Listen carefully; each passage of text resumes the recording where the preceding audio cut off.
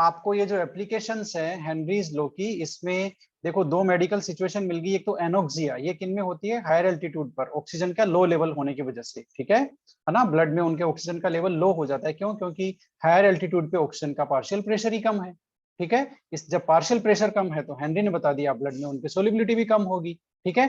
तो ऑक्सीजन का level low होगा, ऑक्सीजन का लेवल लो होगा तो they become weak and unable to think clearly. इस मेडिकल सिचुएशन को बोलते हैं एनोक्सिया। और बैंड्स किसको बोलते हैं? जो N2 के बबल्स बन जाते हैं ना, किसमें? स्कूबा डाइवर्स में, जब वो कंप्रेस्ड एयर यूज लेते हैं तो, ठीक है। तो N2 जो जैसे ही वो वापस सरफेस पे आते हैं तो जो N2 के बबल्स ब्लॉक कर सकते हैं और ब्रस्ट कर सकते हैं ब्लड कैपिलरीज को, ब्लड वेसल्स को, ठीक है। ये सिचुएशन काफी पेनफुल होती है, इसको हम लोग बोलते हैं क्या? बैंड्स, ठीक है। अब एक और एप्लीकेशन है इसकी, दैट इज वेरी इंपॉर्टेंट, वो आप लोग यहाँ मेंशन कर सकते हो, और वो है आपका फंक्शन ऑफ लंग्स, ठीक है। लंग्स के फंक्शन में भी इस हेनरीज का जो लो है पार्शियल प्रेशर का, इसका काफी इंपॉर्टेंस है, तो इसको आप लोग यहाँ लिख सकते हो। क्या रोल है भाई? Anyone can explain? बताओ, पार्शियल प्रेशर ऑफ ऑक्सीजन का क्या क्या रोल है ब्रीदिंग में? फटाफट बताओ। हम्म देखो, जो हायर एल्टीट्यूड वाला है ना, हायर एल्टीट्यूड वाला जो थर्ड पॉइंट है, वो ही ये एक्सप्लेन कर रखा है, वो ही ये एक्सप्लेन करता है फोर्थ को भी। Function of lungs, function of lungs proper कब होंगे? जब ऑक्सीजन का जो पार्शियल प्रेशर है वो प्रॉपर होगा, ठीक है। तो एनवायरमेंट में ऑक्सीजन का जो पार्शियल प्रेशर है वो इस हिसाब से सेट है कि आपका जो हीमोग्लोबिन में है ना, जैसे ही हम लोग उसको ब्रीद इन करते हैं, वैसे ही वो जो O2 है वो हीमोग्लोबिन के साथ बाइंड करती है, ठीक है, क्योंकि उसका सफिशिएंट पार्शियल प्रेशर होता है एयर में, यस ठीक है। सर। लेकिन जैसे ही वो हीमोग्लोबिन ब्लड उसमें जाता है, सेल्स में जाता है, तो वहां उस O2 को रिलीज कर देता है, क्योंकि वहां ऑक्सीजन का पार्शियल प्रेशर क्या है? कम है। बात समझ में आई? तो लंग्स में O2 हीमोग्लोबिन के साथ एसोसिएट किस वजह से होता है? क्योंकि एयर में O2 का पार्शियल प्रेशर है वो सफिशियंट है। लेकिन जब बॉडी सेल में ये जो हीमोग्लोबिन है ये जाकर के O2 रिलीज कर देता है, ठीक है। क्यों? क्योंकि सेल में उसका पार्शियल प्रेशर कम है, पार्शियल प्रेशर कम होने से उसकी जो सोलिबिलिटी है वो कम हो गई और वो डिटेच हो जाता है हीमोग्लोबिन से O2, ठीक है। तो जो ऑक्सी हीमोग्लोबिन है वो वापस वहां जाकर के O2 रिलीज कर देता है और वापस हीमोग्लोबिन, और वापस वो लंग से वापस O2, इस तरह से ये O2 कैरियर का काम करता है हीमोग्लोबिन आपका। तो ये सारा जो फंक्शन है ये किससे है? पार्शियल प्रेशर ऑफ O2, उसका इंपॉर्टेंट रोल है ब्रीदिंग में, ठीक है। तो इसका अभी तो हम लोग लिखेंगे नहीं, मैं आपको यहाँ पर इसके नोट्स भेजूंगा, उसमें यहाँ पर इसको लिखा हुआ भेज दूंगा, ठीक है ना। अब हम लोग बात करते हैं इसकी लिमिटेशंस की। लिमिटेशंस क्या है हेनरीज लॉ की?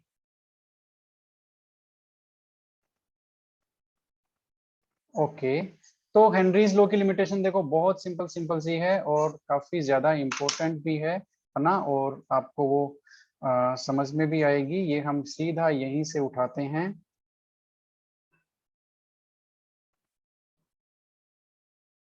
यस,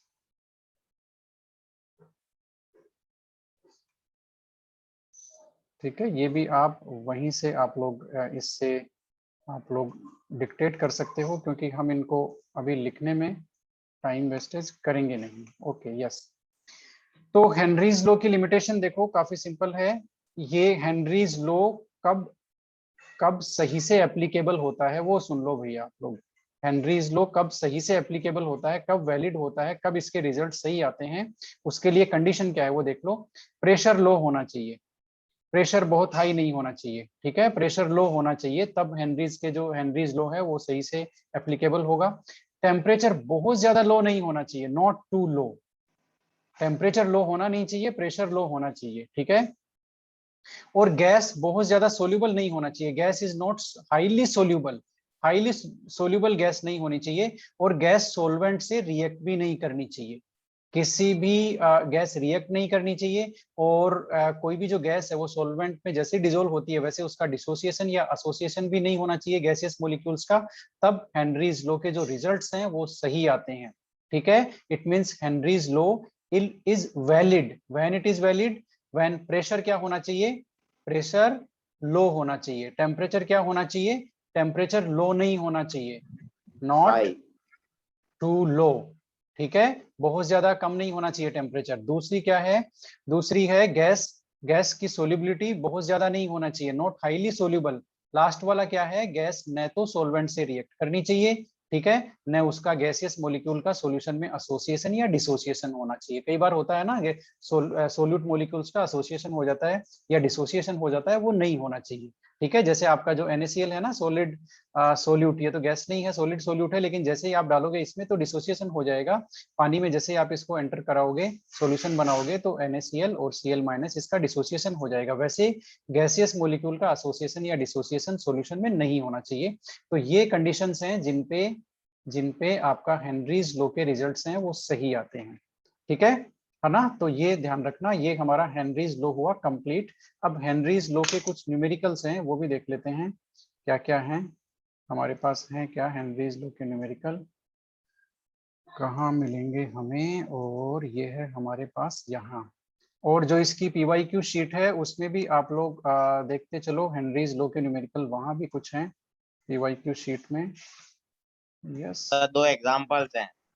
दो इन टेक्स्ट क्वेश्चन है, उनको देख लेते हैं अभी। तो एग्जाम्पल, तो एग्जाम्पल्स का सॉल्यूशन तो बुक में है, you can go through that, है ना। ये उठा लेते हैं फटाफट, ये हमने उठाया इन टेक्स्ट क्वेश्चन। पहला इन टेक्स्ट क्वेश्चन देखो भाई क्या कहता है ये।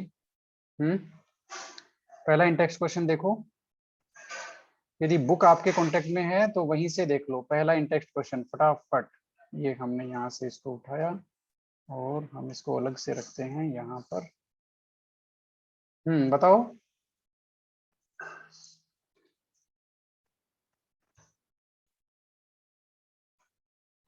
ये लो, क्या कैलकुलेट कराया है इसने, बताना जरा।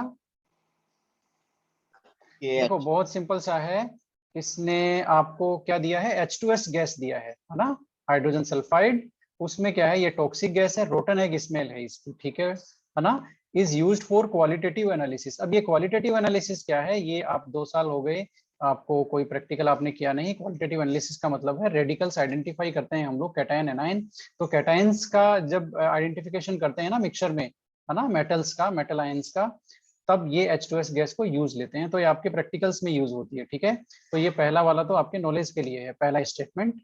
If the solubility of H2S in water at STP is 0.195 m, ये स्मॉल m है। स्मॉल m का मतलब क्या हुआ, बताना जरा। मोलैलिटी या मोलैलिटी? मोलैलिटी, ये मोलैलिटी है। तो calculate Henry's law constant, KH आपको कैलकुलेट करना है। अब KH का देखो आप लोग फॉर्मूला, अच्छा चलो ठीक है, KH का आप लोग फॉर्मूला तो जानते ही हो। KH का फॉर्मूला क्या होता है, बताना जरा। P/X, कोई दिक्कत नहीं है।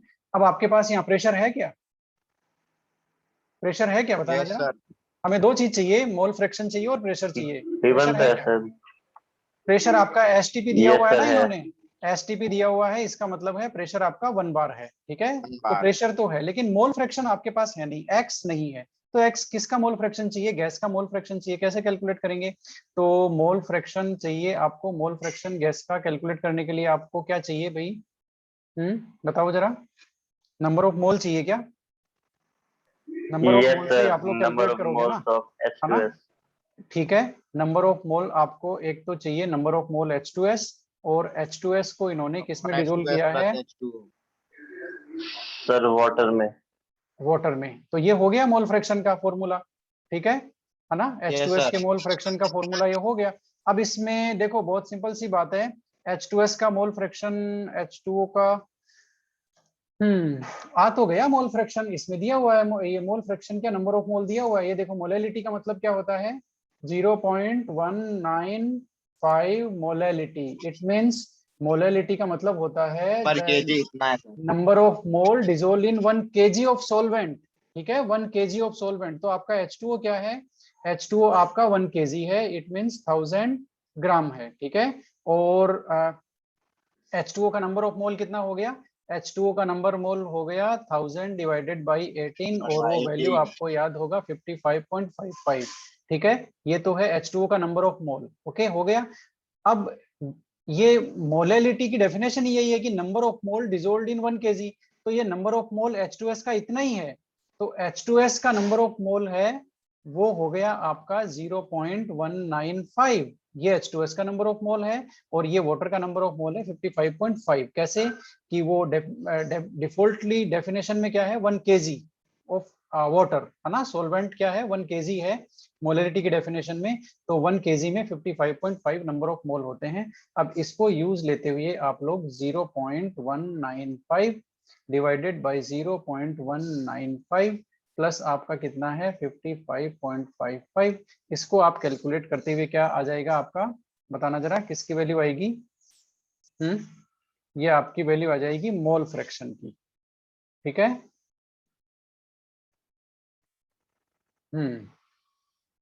ये आपकी वैल्यू आएगी मोल फ्रैक्शन की, ये कितनी आएगी भाई बताना एक बार, किसी को लग रहा है क्या आइडिया। या फटाफट इसको कैलकुलेट करो।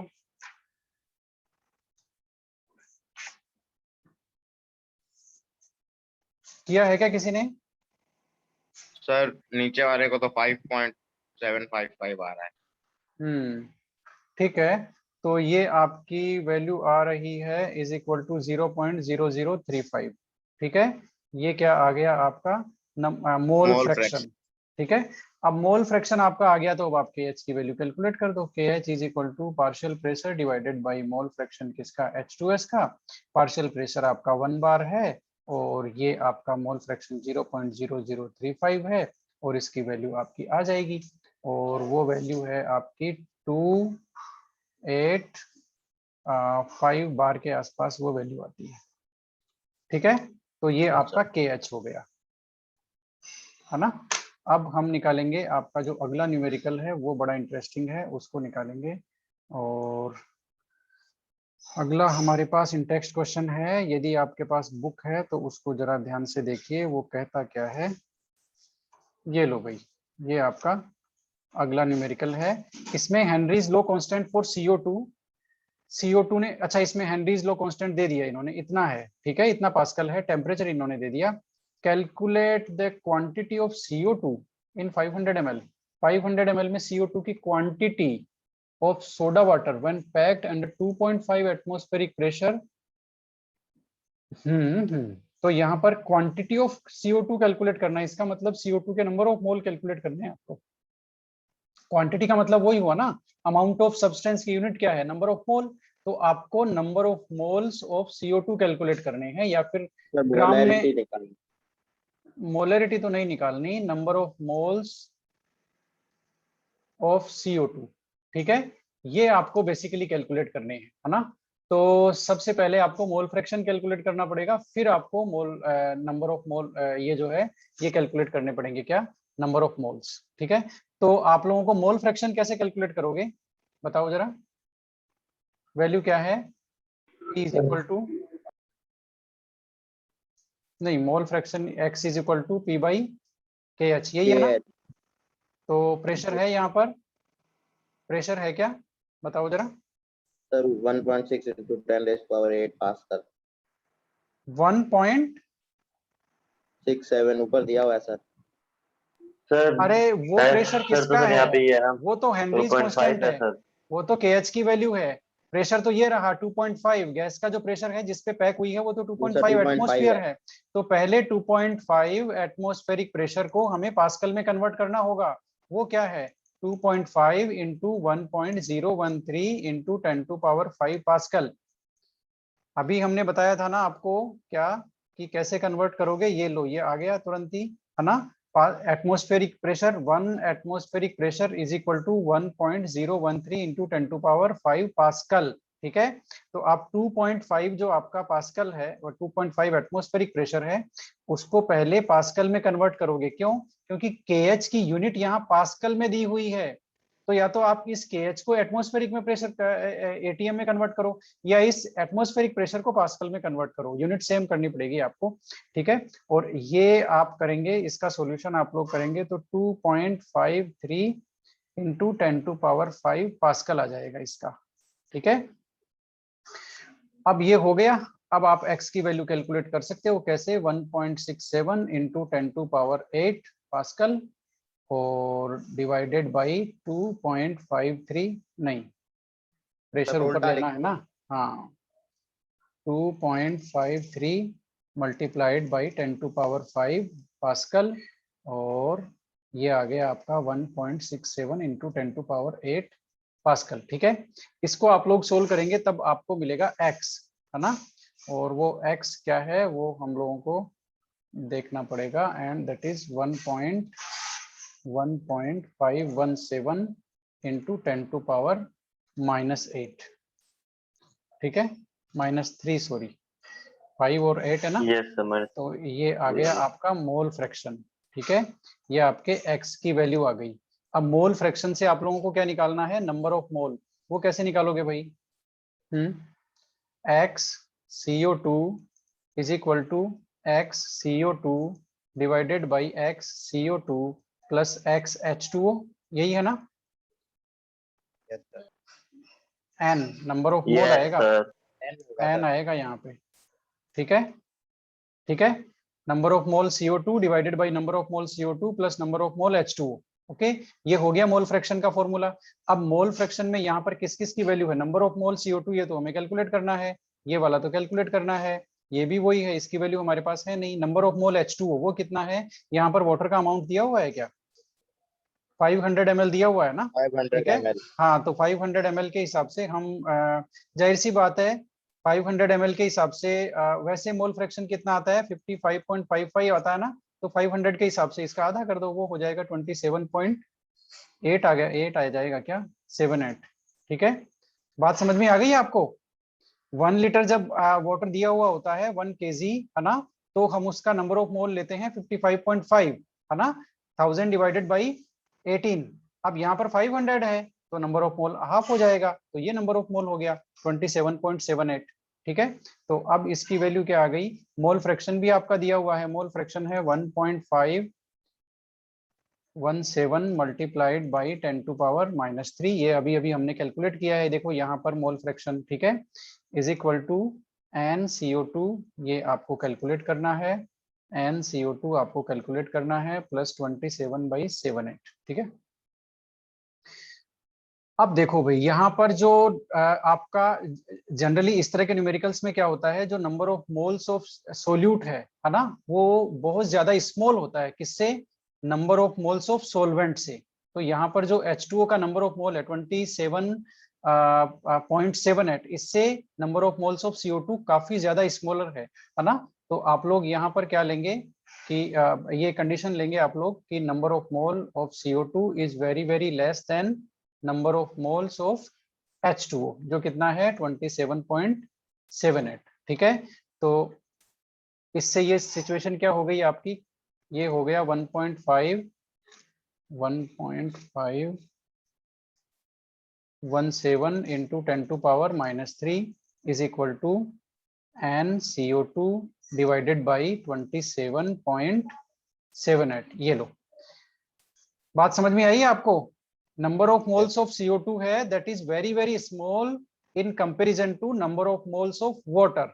ठीक है, इसलिए ये जो डिनोमिनेटर वाली टर्म है उसमें हम लोग जो number of moles of CO2 है उसको ओमिट कर सकते हैं, इस टर्म को हम लोग ओमिट कर सकते हैं because it is very very less.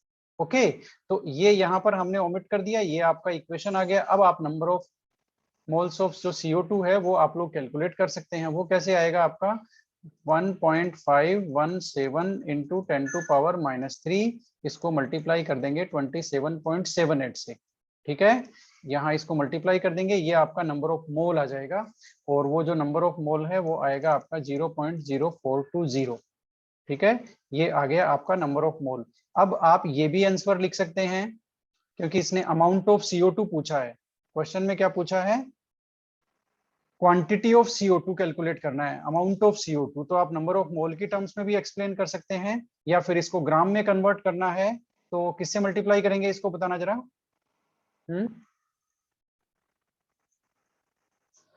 किसको मल्टीप्लाई करेंगे, ग्राम में कन्वर्ट करेंगे तो नंबर ऑफ मोल को इसके मोलर मास से मल्टीप्लाई कर देंगे ना, number of moles multiplied by molar mass.